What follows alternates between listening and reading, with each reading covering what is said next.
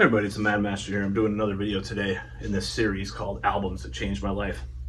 Now this one is really another one that was kind of a paradigm shift from my reality and my thoughts and my consciousness in, as far as music goes. And it really pointed me in a different direction in many ways. And I'll get to that and why. And that is, very interestingly enough, Pink Floyd, The Piper at the Gates of Dawn. Especially this, I believe this is the US edition with Astronomy Domine or Domine or whatever. So the story goes like this. I went to the library and got this CD, I believe it was the CD version of that album. And around the time, teenagers were experimenting with a lot of altered states of consciousness and substances. And I was fascinated by the book, The Electric Kool-Aid Acid Test and stuff like that. And just this whole mythology around that stuff. Now, I've never really done hardcore hallucinogens or drugs or anything like that. But I was kind of fascinated with it at the time. I'm kind of more of a, just for various issues, I would not do that because I've done hard enough, strains of a certain substance that I know that I probably couldn't handle something like that, possibly for various mental reasons. That said, I was very into exploring, some of those ideas that people were talking about, surrealism and, various things like that. This album, though, when I heard it, definitely changed my thoughts of music because it was what is this crazy stuff? Like Interstellar Overdrive, List for Sam, Astronomy Domine, and all the kind of Tolkien kind of songs, like the Gnome, sounds like that bike. It's a very demented kind of circus. Actually, one of the names of my projects was Demented Circus, kind of stuff that they did on this album. And also, it got me into Pink Floyd. And Pink Floyd, because I had heard the live album from '87. I was like, what is this? I'm not really into this, because it had all the extra stuff on top, and I just wasn't.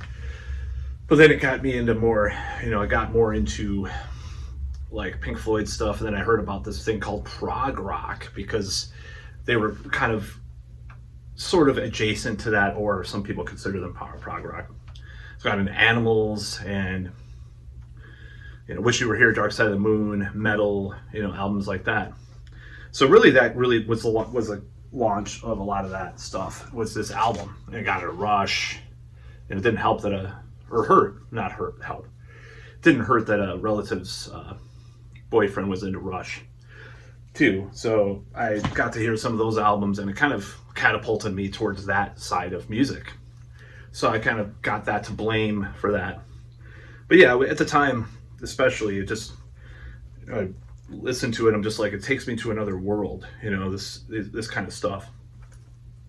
And I still consider them an influence on my music. I mean, just their whole career, not just, the psychedelic Syd Barrett brain damaged career, and not the Dark Side of the Moon, not Animals or Wish You Were Here or Metal or whatever. But Metal, that was an album that, the Live at Pompeii, I rented that and I really got super into that.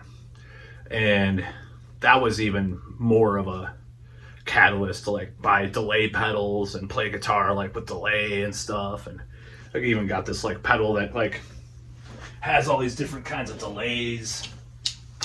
A little dusty. This pedal that I got, was a Ultra Ego, it's called. It's a TC Electronic.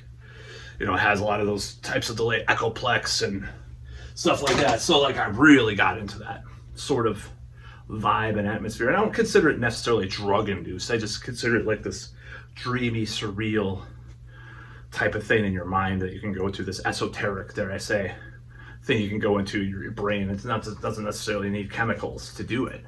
That's why I like albums like Piper, The Gates of Dawn, because it can take you there without necessarily needing to fry your brain on whatever drug that you're doing, which I thankfully did not do. And that's why I could stand here today and talk like I do, which is not that incredible or anything, but at least I can like sort of construct a coherent sentence, unlike some people that are not able to any longer, that they dropped a whole plate of acid or whatever, or if someone poured liquid acid on them or whatever back. There was a lot of crazy stuff in high school, okay? People are so sheltered and so coddled seemingly nowadays. Like and I think people are still doing drugs and doing crazy stuff, but not at the extent that they were when I was coming up. No, no way. I mean, just a lot of the stories that I would hear, and like a lot of people, and a lot of the things that people would do, teenagers would do, a lot of crazy stuff, drugs, sex, even violence too. So a lot of weird stuff happened back then, back in the day. That was just kind of how it was when I was a kid. I felt really sheltered for whatever reason. I felt always really innocent.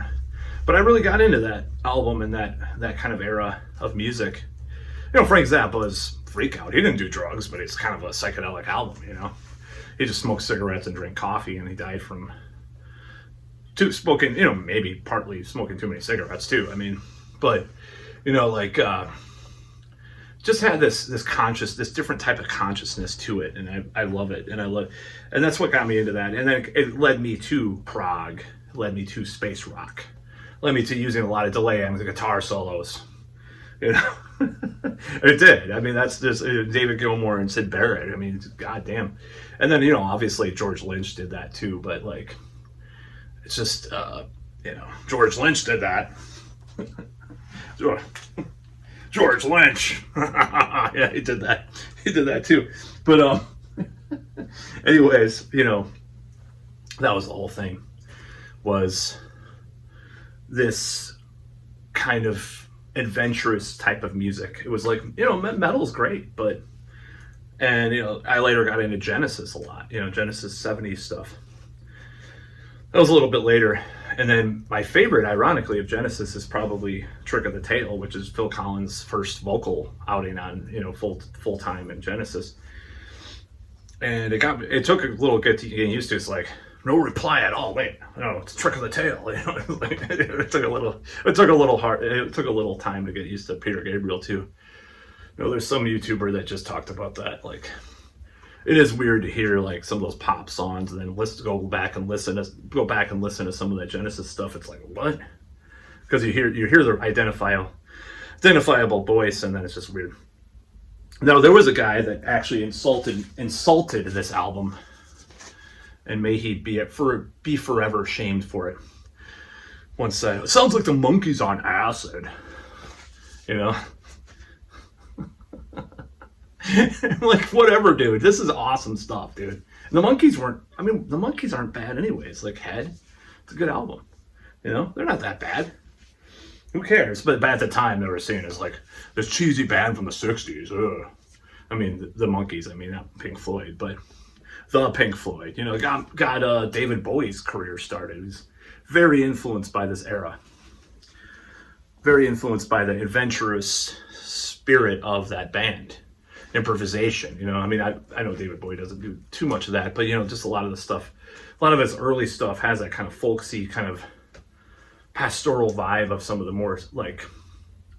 more mellow Syd Barrett songs, to say that. Not the mad, and he did a cover of See Emily Play on his cover album in the 70s too. So yes, I still love this album.